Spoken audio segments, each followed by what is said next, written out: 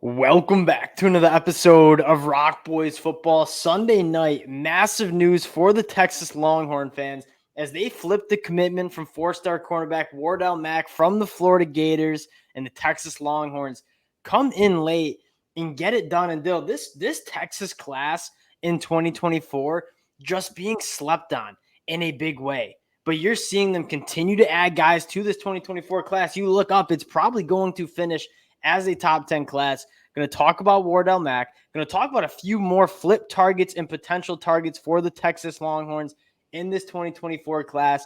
Before we do, just want to say thank you to you guys. The amount of support you guys have shown on the recruiting trail really does mean a lot. You know the boys love talking recruiting. You guys have shown a ton of support. If you do enjoy the content and you enjoy the updates, consider subscribing to the channel. We are about to go into a period that's going to be absolute mayhem.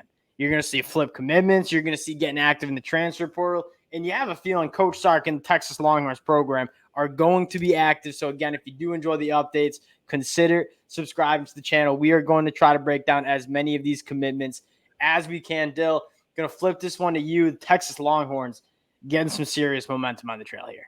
And given how much activity I think there's going to be in terms of flipping and so forth, and obviously with Jimbo Fisher leaving, you got 5, 4, 4, and 5-star kids from Texas, and that doesn't include Dominic McKinley, who is obviously a Texas target as well. So I think Texas is in a good place to close out, frankly. And that starts with the fact that the on-field play is what it needs to be. And for a while, you weren't seeing enough Texas guys being draft picks, especially on both defensive and offensive lines.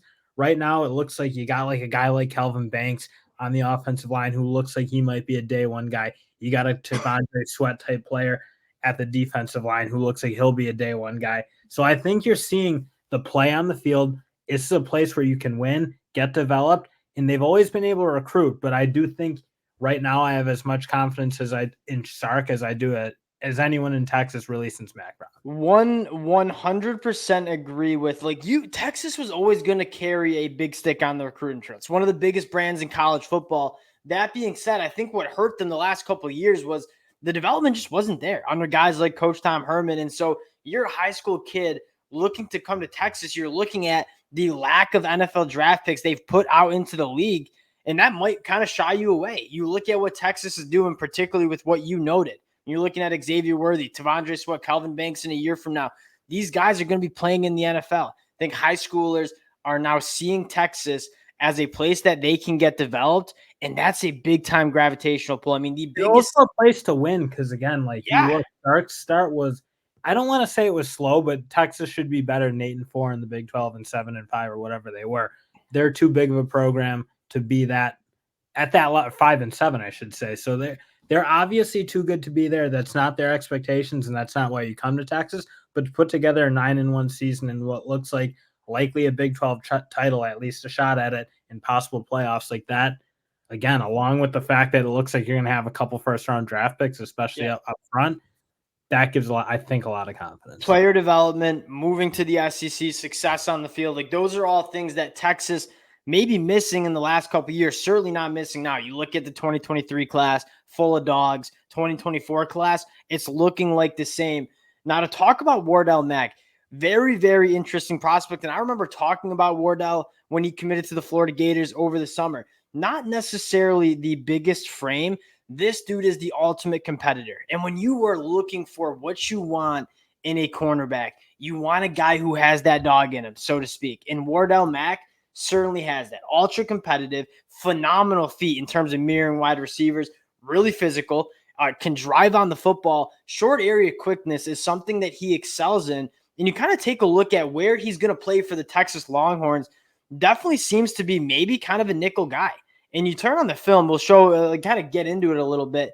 You're going to see Wardell Mack just be extremely in control of his body and his ability to mirror receivers. You're going to see really strong drive on this football, breaking it up. I love what Wardell Mack, he's not the biggest guy, but he will jam you at the line of scrimmage, put his hands on you, and when that football is in the air, he's going to drive on it and he's going to make a play. This is a guy that's the ultra competitor, not necessarily the biggest dude, but that's kind of what you want to do. We've talked about it a little bit. The competitive edge and the changing culture of this Texas Longhorns defense has been evident in 2023. And again, that's a huge part. You got to think of guys like him wanting to come. He'll get a shot to play early if he can crack it, as will everyone else. I mean, you see how many true freshmen you can play. You're playing at Texas, and they're playing at a very high level, those three who are really getting a lot of burn, especially on the defensive side of the ball. So you got to think that's a selling point for a guy who wants to come compete like a Wardell Mack. 100%. You look, Anthony Hill, Derek Williams, Malik Muhammad, all guys who are true freshmen and playing an integral role in a Texas team that is competing for a Big 12 title and a college football playoff spot. That's a huge selling point. CJ Baxter, Jonte Cook on the offensive side of the ball as well, getting it done.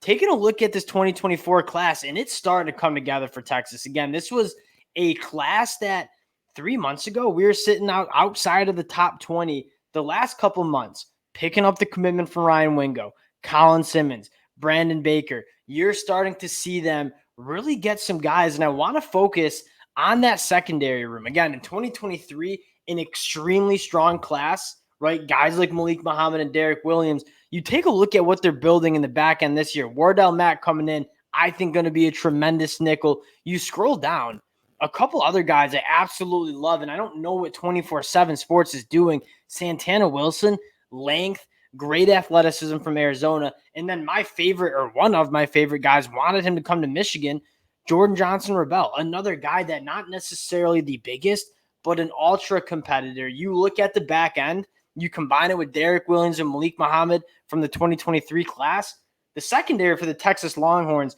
elite, and they're not done yet. You take a look at some other potential targets for the Longhorns. Kobe Black, one of the top guys in the secondary, still available in the 2024 class. Sounds like he is trending to the Texas Longhorns too.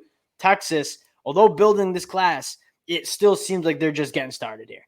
Yeah, and you got to think, again, like to put together the year they're putting together in 23, I think that'll help their close. You kind of knew, I mean, Texas doesn't have any disadvantage to anyone for any reason, aside from maybe on-field play for the last few years. But as they're you're starting to get confidence that this Sarkisian's going to be there for a while. He's going to be successful there for a while. I think that should help.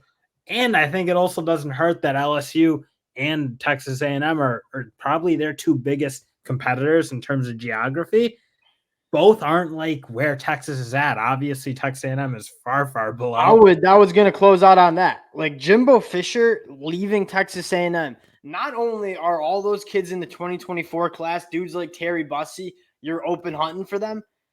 Texas is going to try to raid this roster as well in the transfer portal. Like, don't get that twisted. So you look at the pathways and potential for Texas to continue to improve the talent on their roster. You got to be fired up about where Texas is at as they're moving into the SEC. Again, massive commitment from four-star cornerback Wardell Mack. Wanted to hop on, talk some ball with you guys. Appreciate all the support the Texas Longhorn fans have shown the boys. Again, if you do enjoy the content, consider subscribing to the channel. We're going to be talking a lot of Longhorns in the next couple of weeks in terms of Coach Sark getting active on the trail. Appreciate you guys, and we'll talk to y'all later.